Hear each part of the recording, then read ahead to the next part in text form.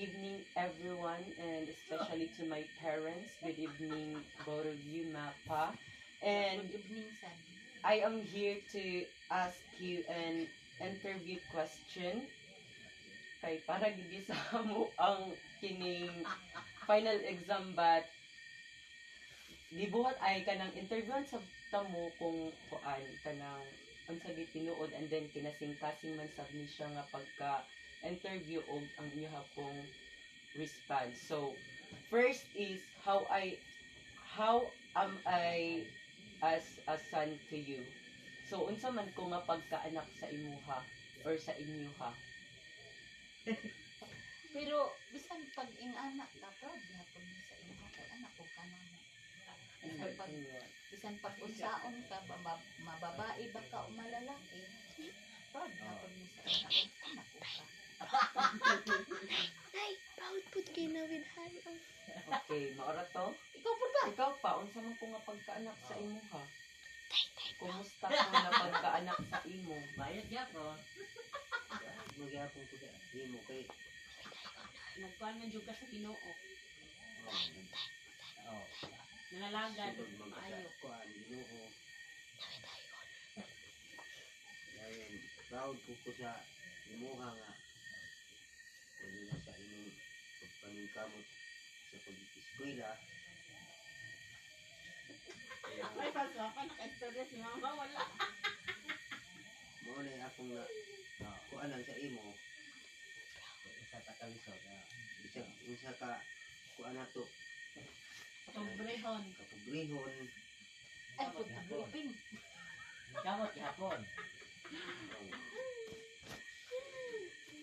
Ilampos gyapon ka sa imong pag-eskwela ka. Na sa kalisod. Pero Pagita ba kanila at iglanis ka. tabang magyapon mo sa imong kuan. Ang kamot mo gid ni. Kapadayon gid ko pag-eskwela. Yan sa kami, din sila dito doon. Hindi na kay wa ka mo apil-apil sa kuan mga bugoy-bugoy ba. Kuyo sa mga barkada ana Nagang wala. mo na ako nga kuan sa imo nga proud ko sa imo nga naagi ka na tinuod din ka sa pagpaningkamot nga uswag ang imong kahibalo pag-eskwela. So ang ikatulo nga question is, have I done anything that disappointed you so much, or nakabuhat ba ko og gikaguol nimo og ayo sukad? Oo, wala man. Uy, guol na itaguol ko. Or naabay ka ng nabuhat na ko nga gikasukan nimo ing ana? Siyempre, naamang gyud panahon nga moabot ang kasuko sa ginikanan, labi nagkanang subuon ka nga di kadayon mo sanong, di kinsa man ginikanan na anak nga ganahan sa imuha nga suguon ka, labi na pagpaniltig, pagpanghugas og plato, na pagpanaping, di makamusanong anak, di mo nang magbuol ko sa imuha, magbuol niya masuko. Nakanay mga gusto nga dili dayon mahatag. O niya naapoy mga imuhang kagustuhan nga di day na ko mahatag niya masuko ka sa ako mao na masuko ko sa imuha. Pero kanang tanan kung mo kay anak nako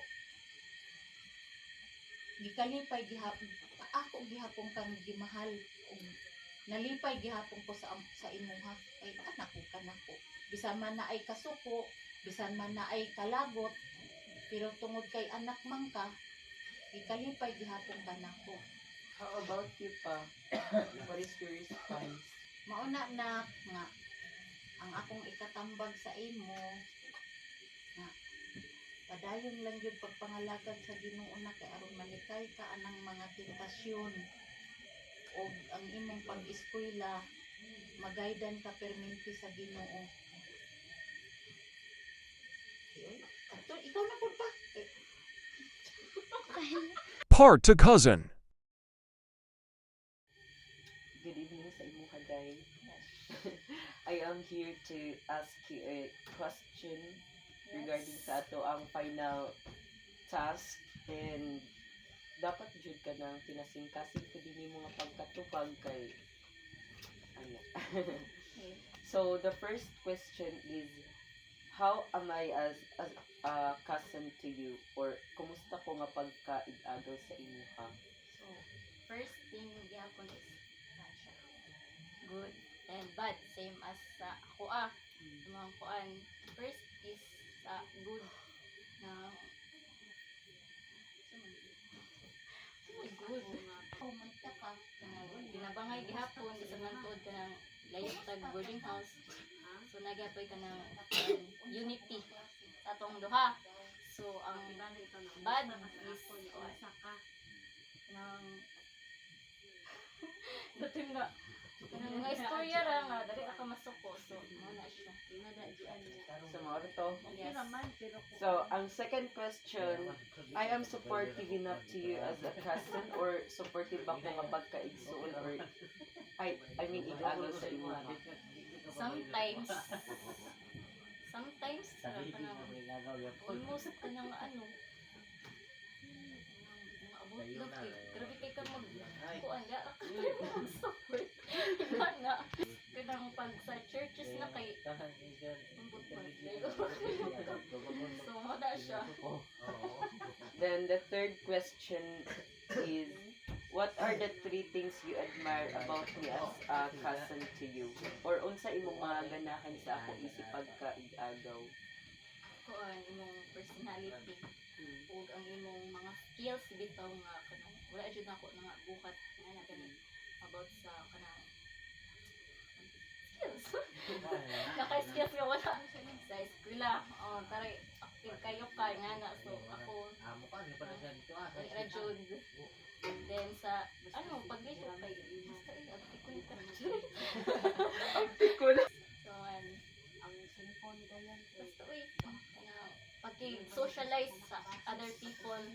Ang gawin kay ka makig-socialize. Ang oras to. So thank you kayo. Part 3 Friends. So John Renz is a good friend of mine. For me, he's one of a kind because he is very approachable and thoughtful. He also have a sense of humor. That's why when I am with him, I always laugh. So even though we're not in the same school, I still consider him as one of my friend because every time I have a problem, he always there for me. So far, John Renz and I don't have any serious arguments since day one because every time we have encountered conflicts in our friendship, we talk about it immediately so that it will not last long for a long period of time. John Renz is a good influence to me, especially when it comes to my studies because he takes his studies seriously. So both of us have the same goals in life, which is to become successful someday. And one thing that I like with him, with his personality, is being positive in dealing with the problems in life. And also, he is very funny. Part for classmate. Question number 1. Kumusta si John nga pagka-estudyante sa amo ang klase? Si John, nakita nako sa iyaha sa amo ang klase kay maayo siya, abtik siya, ug nakita nako sa iyaha nga naa siya potential nga makahuman sa iyang pag-eskwela kay naningkamot jud siya. Question number 2. Unsa nga subject siya mas abtik? Ang subject nga mas abtik siya is halos tanan man gyud abtik siya kay gibuhat niya ang tanan nga iyang makaya para makumply niya ang tanan nga mga gihatag sa mga instructor na mga buluhaton. Last question, unsa nga subject siya hina? So far ang subject nga hina niya is kasagaran man gyud no kay kanang naay mga solving ingana. Tapos, ang ako ang ikaingon sa iya is ang magtuon lang gid siya. Part via self-reflexion. So, good evening, Ma'am Ana Pamela Bandoy, and this is my reflection regarding sa ato ang final task nga buhaton, and especially to ask myself a question. So, the first one is, are you satisfied with your performance as a student this semester?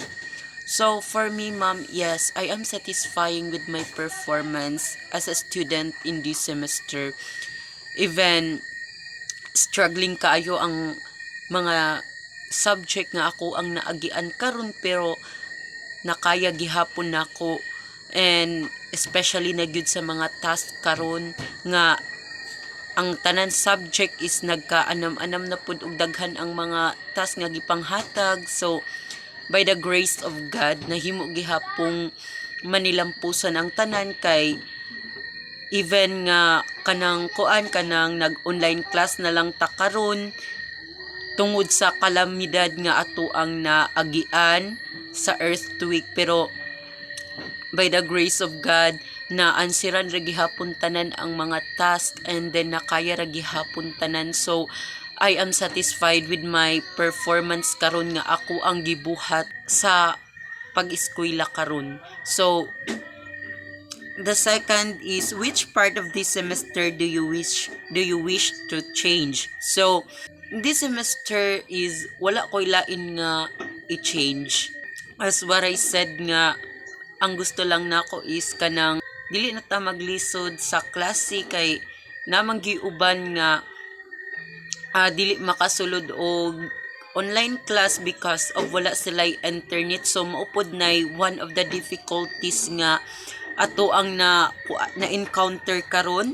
So labi na gid, especially of me, maupod na ako ang naagian karon, kay because of kanang hinay kaayo ang internet. So mao jud na ang gusto na ako i-change nga mag face to face na ta, kay kung in online ramang gud magklase is kanang very struggling gud kaayo sa ako, kay every lesson man gyud nga ato ang ipang discuss, dili na ko matarong og catch up or ma-learn ako og tarong, kay lisod gyud siya.